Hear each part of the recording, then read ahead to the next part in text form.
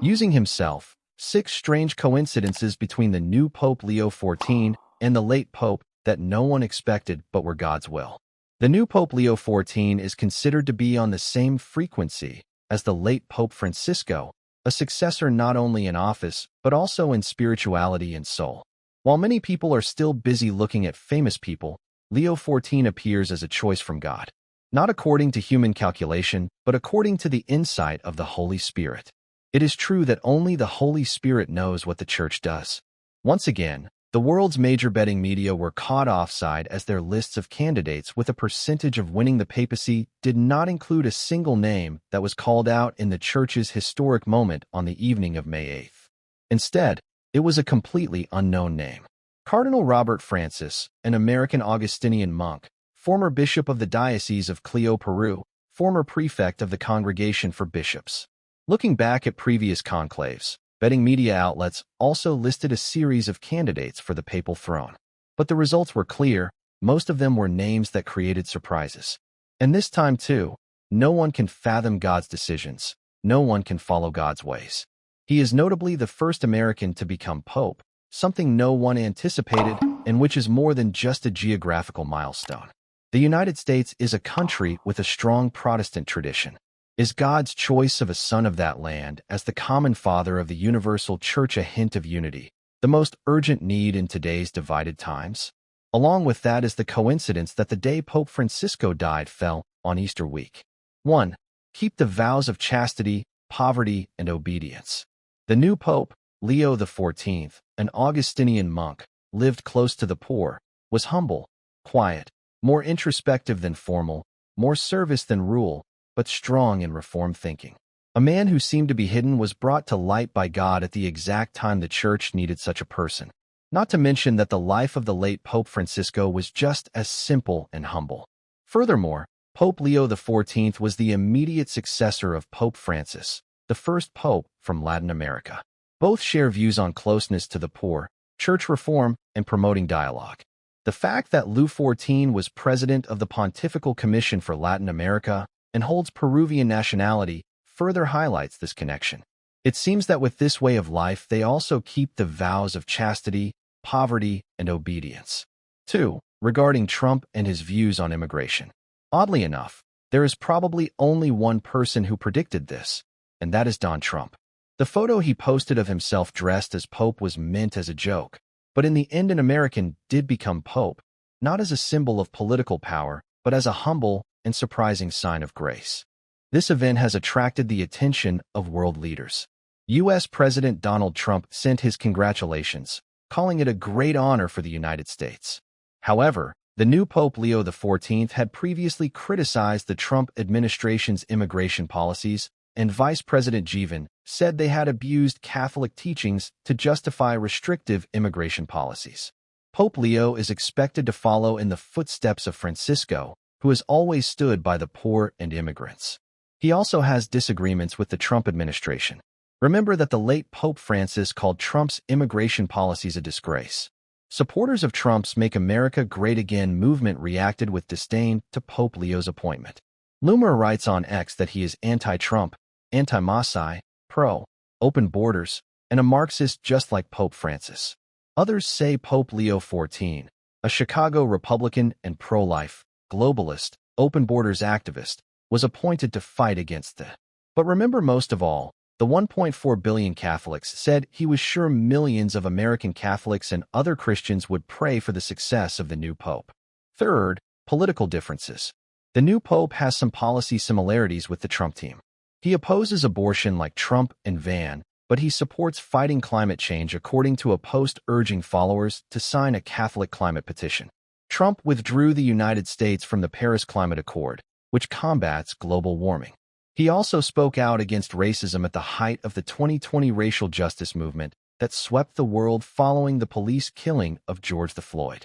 A black man has reshared a series of posts on his Twitter account calling for the elimination of prejudice and hatred. Before becoming the new pope, he wrote in a post on May 30th, 2020, "We need to listen more to church leaders to reject racism and seek justice." Trump has rolled back unequal diversity and inclusion policies in the federal government and among contractors. tools that advocates say have been used to combat America's history of racism and bias. Sometimes Washington and the Vatican find common ground politically, but other times their views clash. 4. Are also people who receive little public attention. Just like the late Pope Francis moment, before the conclave, many bookmakers and experts predicted that other prominent candidates would be chosen. However, the new Pope Leo XIV, with the lowest odds and the least attention, was elected after only 4 rounds of voting.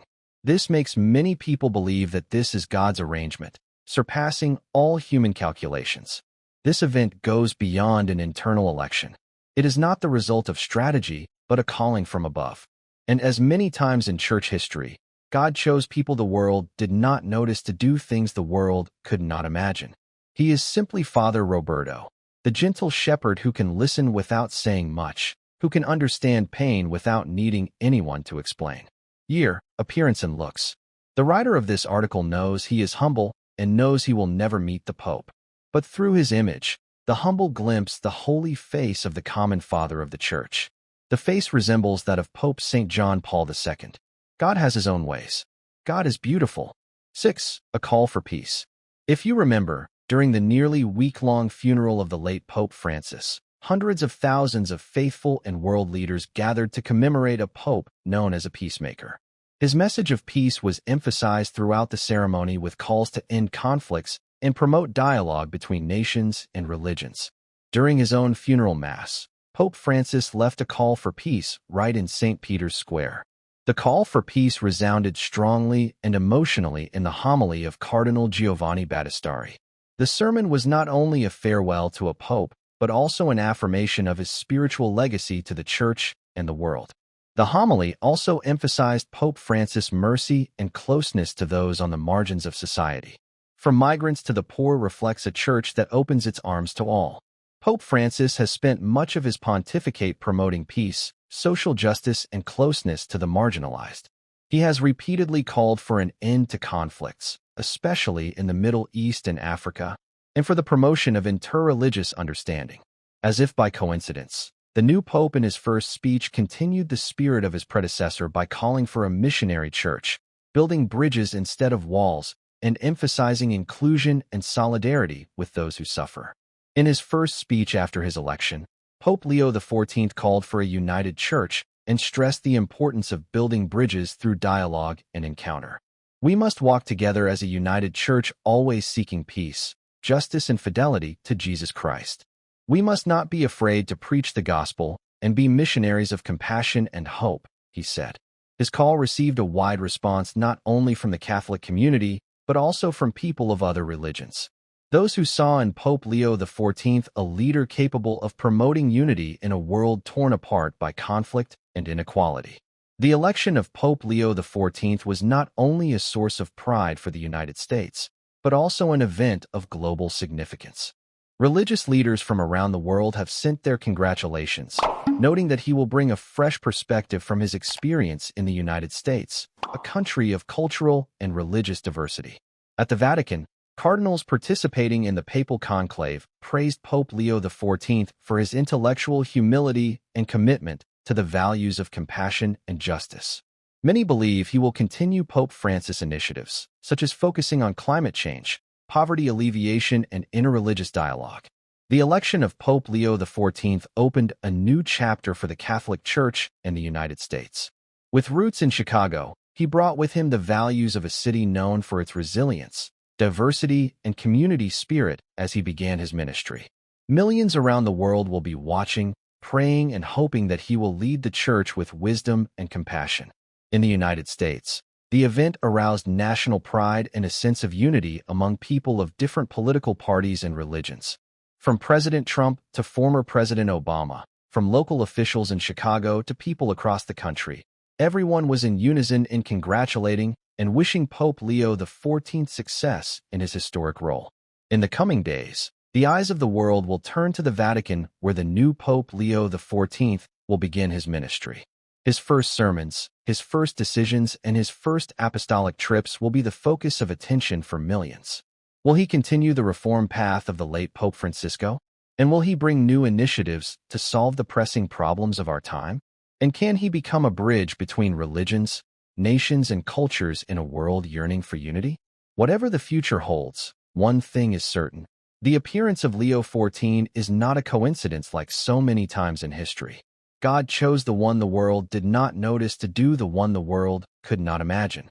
The new Pope Leo XIV, with the heart of a pastor and the vision of a reformer, enters his ministry with the conviction that everything is in the hands of the Almighty, in the light of grace. He is a sign of hope, a reminder that even in the darkest of times, God is at work, and he always has a way of making us cry out. No one expected it, but it was God's will. Why did the new pope choose the papal name Leo? Choosing a papal name is one of the first acts of a new pope after being elected head of the church. The choice of the name Leo is seen as a direct tribute to Pope Leo XIII, who served from 1878 to 1903, who is best known for his 1891 encyclical Jerome Novarum, the foundational document for modern Catholic social doctrine. This message addressed the interests of workers, condemned unbridled capitalism and extreme socialism, and called for social justice and human dignity in the era of industrialization. By choosing this name, 14 Sierra Leonean Leones demonstrates its commitment to continuing Leo XIII's legacy of protecting the vulnerable and promoting social justice. The name Leo also recalls Pope Leo I, who is notable in history for persuading Attila the Great not to attack Rome in 452.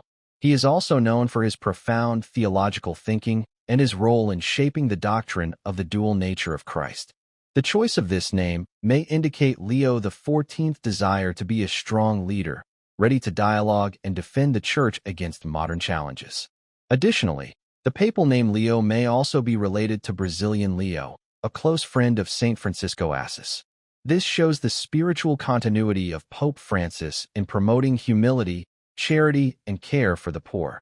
Leo XIV, with his pastoral experience in Peru and his commitment to social values, is expected to continue on the path of reform and closeness to the community. Let me give you an example. According to the Bible, St. Peter, one of Jesus' 12 apostles, was renamed by God from his birth name Simon. But this took place before he was considered the first pope.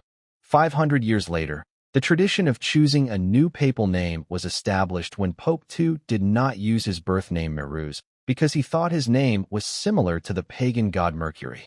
Similarly, the new American pope, who was recently elected and took the name Pope Leo XIV, also made a symbolic choice. The name Leo is reminiscent of Pope Leo XIII, who was known for promoting social justice, decent wages for workers, and safe working conditions.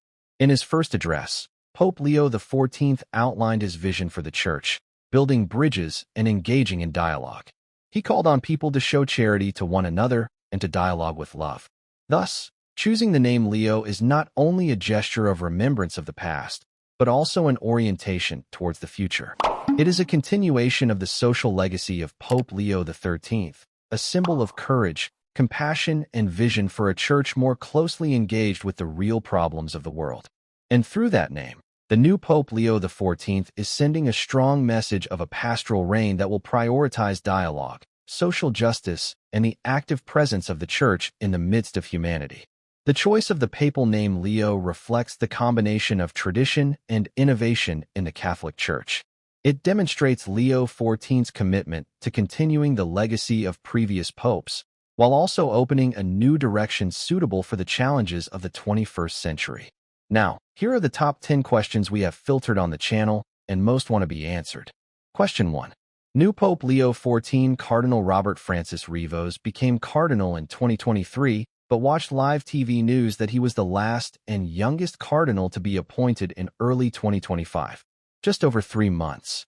So which news is correct? Answer. It is wrong to say that the new pope will be appointed in early 2025. Robert Francis Rivos was appointed cardinal by Pope Francis. In the consistory of May 30th, 2023, he was among the group of 21 new cardinals announced on May 9th, 2023, and at the time of his appointment, he was prefect of the Vatican's Congregation for Bishops. There is no confirmation that he was appointed cardinal in 2025. According to sources, Pope Francis died on April 21st, 2025, and the conclave was convened on October 7th and 8th, 2025, to elect a new pope. Cardinal Robert Francis Plus was elected Pope with the name Leo XIV on 0 October 2025. Second question. Is Pope Leo XIV Cardinal Robert Francis Prevost the youngest cardinal in the 2025 conclave? The answer is no. In a 2025 cardinal conclave, the youngest cardinal elector recorded is Cardinal Michael Abachak, 45 years old, an Australian of Ukrainian origin from the Eastern Catholic Church. Robert Francis Prevost was born on May 14, 1955, will be 69 years old in 2025, so cannot be the youngest cardinal in the conclave. Therefore, the television report that he was the youngest cardinal appeared to be incorrect. This is a historic moment not only for the Church, but also for America, as for the first time an American is given this sacred mission. Next question. Why is this conclave attracting special attention? This is the first conclave since 2013 and has the largest number of cardinals in history, 133. Notably, more than 80% of them were appointed by Pope Francis, reflecting unprecedented geographical and cultural diversity. Just before the election results were announced, seagulls appeared next to the chimney, and shortly after, white smoke appeared signaling the election of a new pope. He is the first pope from America but spent many years serving in the impoverished land of Peru. That moment made the whole city of Rome burst into joy. 1.4 billion sheep had a new father. Today the whole world witnessed the rise of such a man. Pope Leo XIV, the first pope in history to come from America, but a Peruvian in heart and Latin American in spirit. Not everyone born in the United States represents power. There are those who choose to go against the flow, leaving behind the limelight and going to the poorest places to serve. The new Pope Leo XIV was born in 1955 in Chicago, Illinois, USA, into a Catholic immigrant family. From a young age, he chose the religious life and became an Augustinian priest. But instead of teaching at major universities in the United States in 1985, he volunteered to go to Peru as a missionary. Go to poor northern Peru, where people speak Pashto, an indigenous language little known to the Vatican. During his more than 20 years of tireless service here, he officially became a Peruvian citizen and became a dual citizen, but chose to live as a native, sharing every simple meal and every prayer in the local language with the villagers. Not many people know that Pope XIV Sierra Leonean Leones was originally a philosopher and scholar who studied at an American university and studied in Rome. But he always said, "I don't come here to preach, I come to listen." And maybe that's what the world needs right now. A listener to human pain, from climate war zones to crises of the soul that technology cannot cure. In his first speech, the Pope did not say much about doctrine. He only mentioned two words, peace and hope. Then silence for a long time. A kind of silence made the whole St. Peter's Square fall into an emotional silence.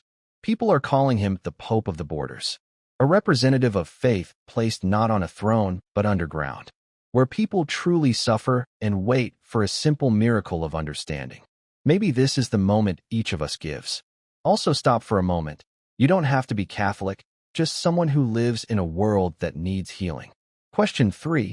Were there any unusual events or taboos that occurred during the conclave?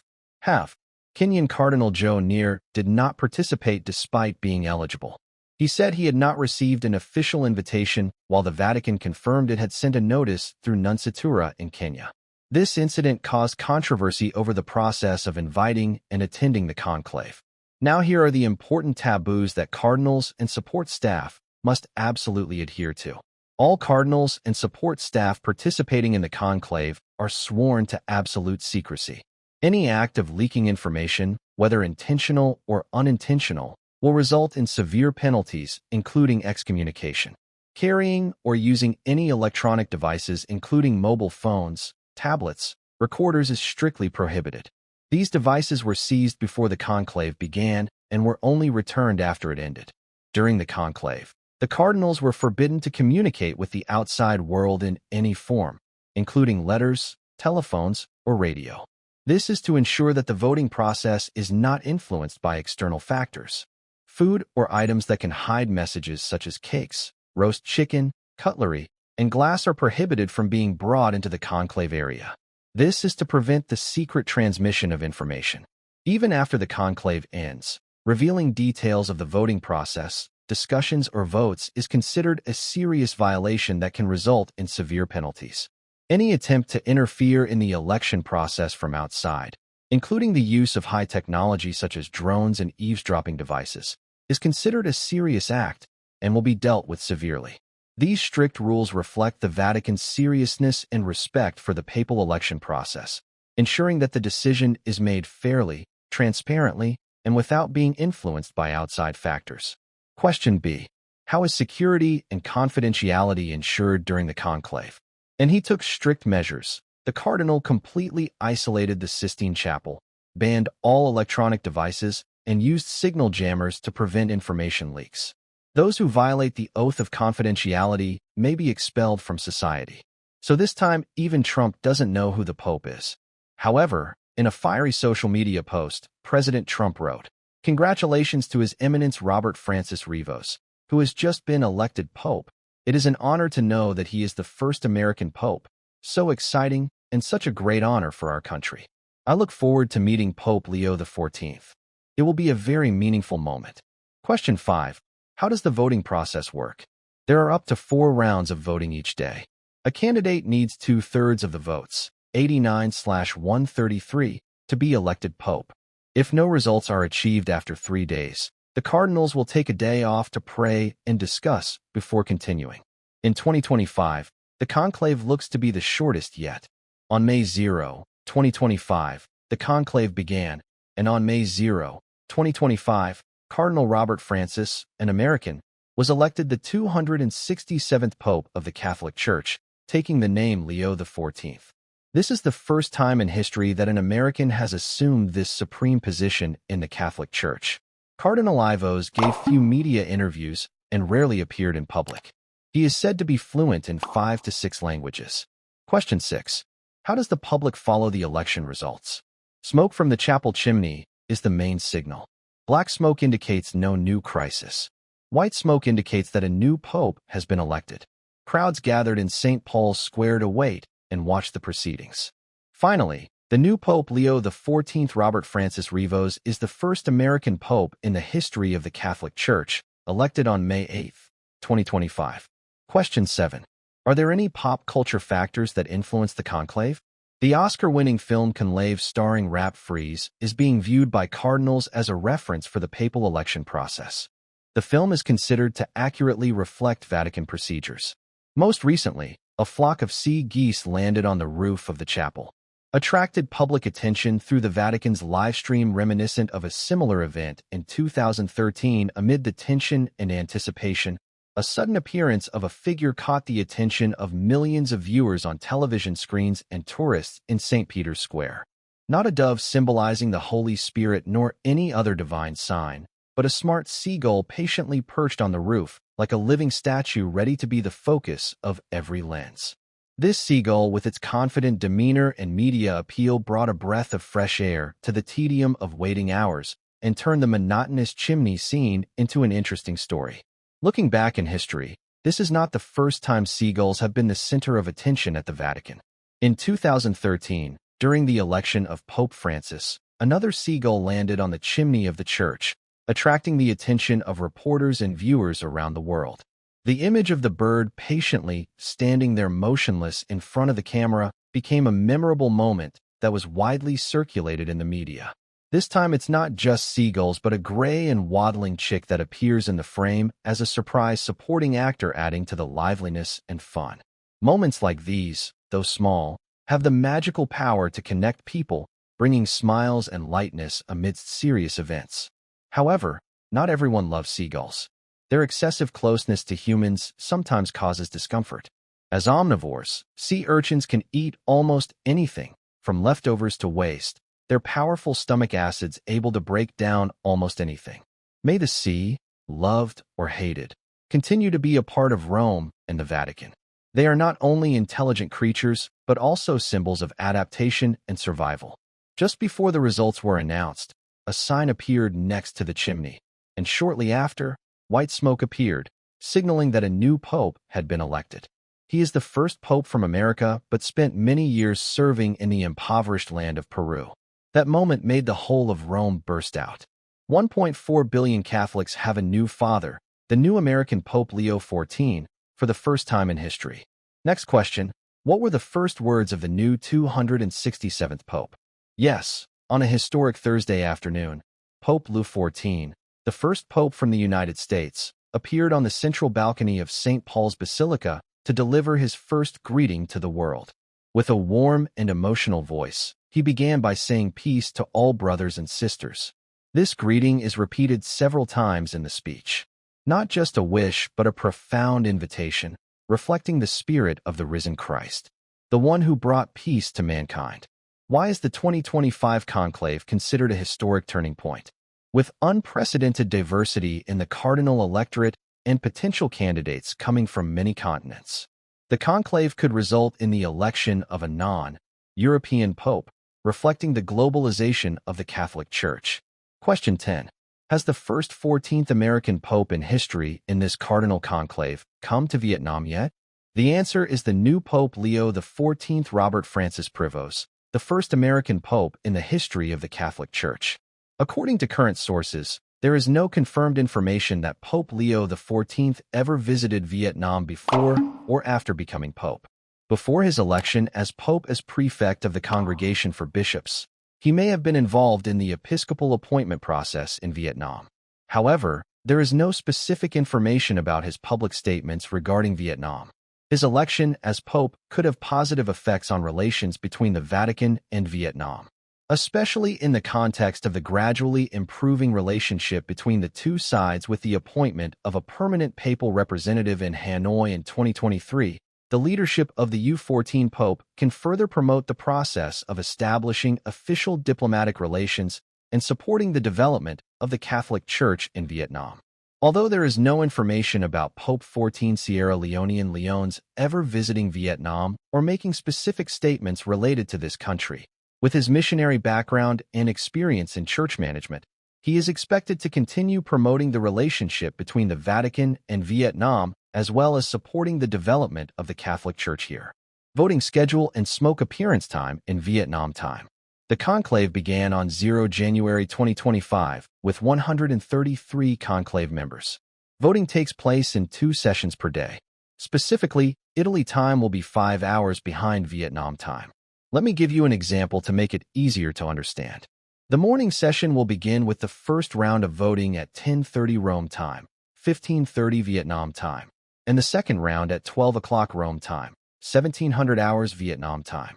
Similarly, the afternoon session will have the first round of voting at 17:30 Rome time, which is 22:30 Vietnam time, and the second round at 1900 hours Rome time, which is midnight Vietnam time the following day.